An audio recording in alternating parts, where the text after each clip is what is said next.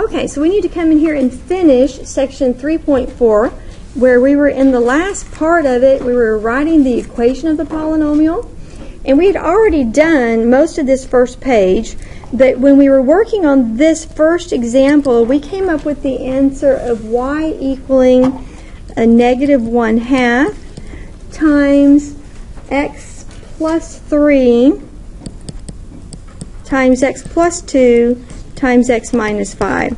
Okay, so this is what we got as an answer, correct?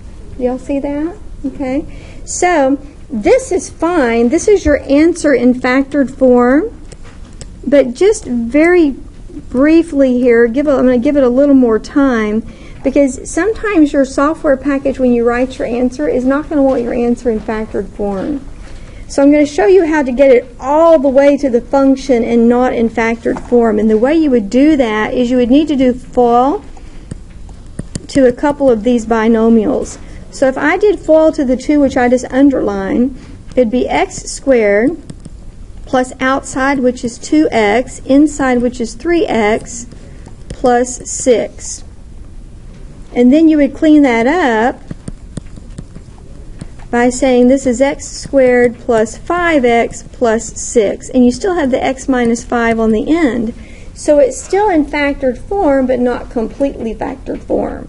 So at this point, what you would do is multiply a lot.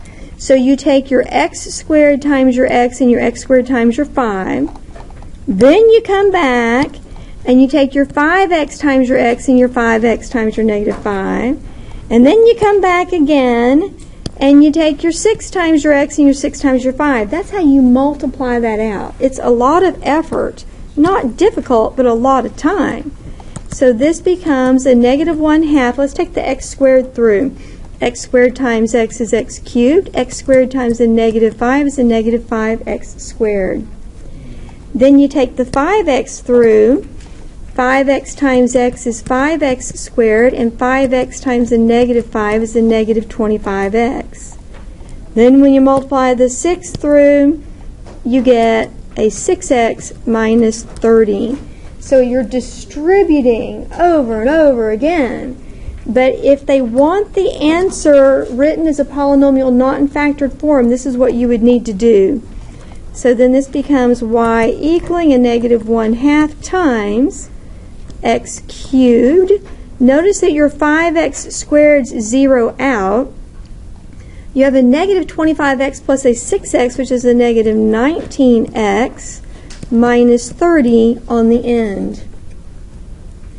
And so last but not least, you would want to actually multiply through by the negative 1/2 and get a negative 1/2 x cubed plus 19 halves x, and then 30 halves is 15. So this would be your answer not factored. Okay, this would be your answer not factored. So be very careful. I suspect that they want this last result in your answer blank in Connect Math. So be careful that you know how to multiply it out, and don't make a silly mistake in there by adding or multiplying basic numbers incorrectly and being frustrated with your answers being incorrect. Okay, but that's your setup, which is also kind of a nice review before we scroll and scroll to the very last page, which is where we really need to pick up from our last lesson on this section. And we continue with the same request, which is to find the polynomial given zeros. And this should be the back of your last page, the back side of your last page.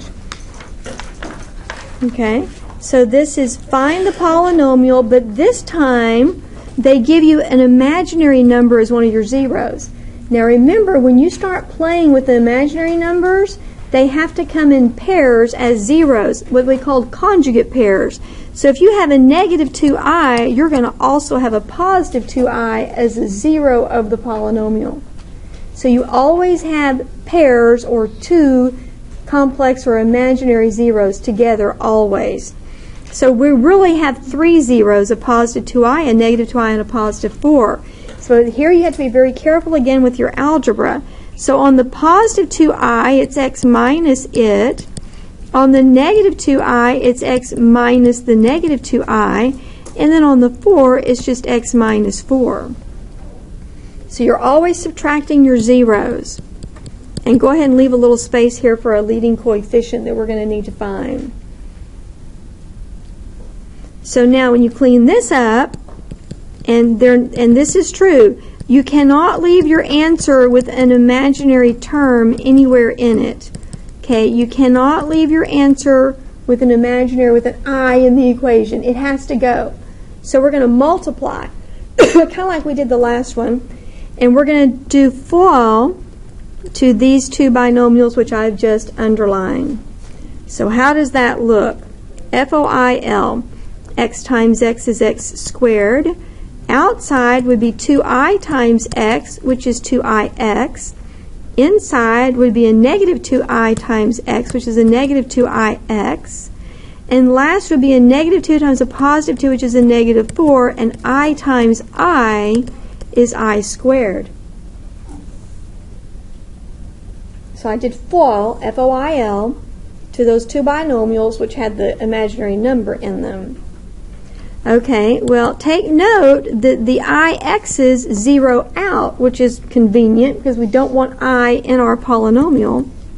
So this becomes x squared minus 4 times I squared, but remember that I squared equals negative 1. So this is really 4 times a negative 1 because I squared equals negative 1.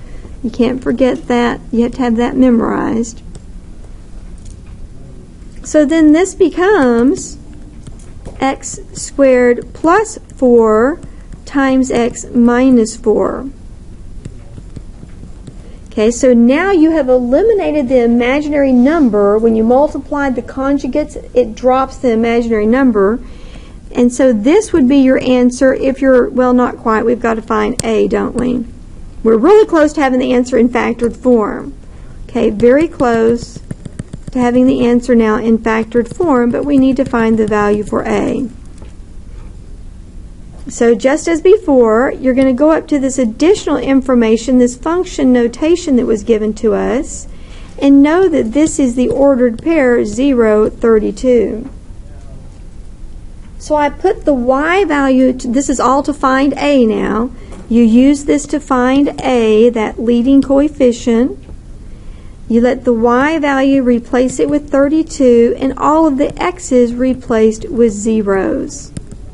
So this is going to work out, the algebra in this comes pretty easily. So this ends up being 32 equaling what? A negative 16a, or negative 2 is your A value. So finally you can write your answer in factored form, which would be negative 2 times x squared plus 4 times x minus 4. And that is your answer in factored form. Now, if your math software connects math, it might require you to do FOIL to that and distribute the negative 2. But for time's sake, I'm going to leave it here in factored form as the result of finding the equation of the third degree function passing through those given zeros. Okay, so the new thing on this question was having the 0 be a complex number, the 0 having I with it. Okay, that's kind of the weird new thing. And not forgetting that I squared equals negative 1. Okay, so it cleans up pretty nicely. And then there's one more here. And notice that this time, again, they're giving me the zeros. They're asking me to find the polynomial, the equation of the polynomial. They've given me a 0, which is a complex number. If they give me an imaginary complex number, then I have to have the conjugate also as a 0 of the polynomial. They come in conjugates. There has to be 2 of them. Even number of complex zeros. Okay, so I go through the same process, x minus these numbers. Well, my first factor is x minus 4 plus 2i. So that is x minus 4 minus 2i. Okay, now I have to say x minus 4 minus 2i, my second 0 in my list. which turns out to be x minus 4 plus 2i. Then my third zero of negative 1 would be x minus that negative 1, so this is x plus 1. So you have to be really careful with the signs. Don't try to take a shortcut here. Write it out. Okay, if you don't, you'll get it so confused, and then the algebra will not work out for you. So actually, I write it out every time because the signs can be very difficult. All right, so here's where it gets interesting. When I'm going to have to multiply these, and when I do, I hope I lose the I, because I cannot have I in my equation in the answer. So here we go. We're going to multiply x times x times negative 4, and x times 2i. All right. X times x is x squared. X times a negative 4 is a negative 4x. And x times 2i is a 2ix. Now I need to come in here and multiply times negative 4. Negative 4 times x, negative 4 times negative 4, and negative 4 times 2i. When I do this, I'm going to get negative 4 times x is negative 4x, negative 4 times negative 4 is a positive 16, and negative 4 times 2i is a negative 8i. Being very careful with these. Don't go too fast. Then I take the third term, the 2i. I take 2i times a negative 2i times x, and negative 2i times a negative 4, and a negative 2i times a positive 2i. Okay. Negative 2i times x is negative 2ix. Negative 2i times negative 4 is a positive 8i. And negative 2i times positive 2i is a negative 4i squared. There should be 8 terms sitting there. Oh yeah, x plus 1 out here on the end, right? Don't forget that. And that helps if you have colored pens to see the 3 sets where you distribute the x, then the negative 4, then the negative 2i. Okay, so let's see what we have here. When we clean this up, we have x squared.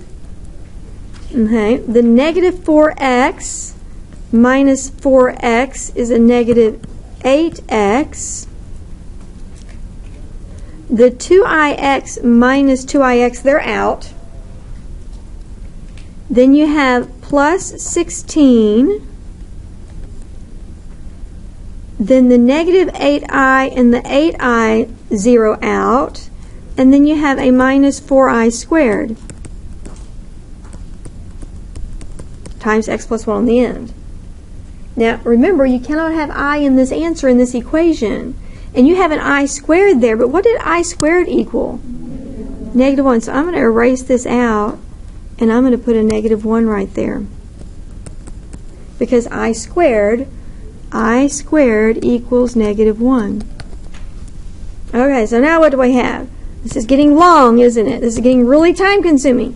Okay, so this is x squared minus 8x, but this is going to be 16 plus 4, right? 16 plus 4, which is 20.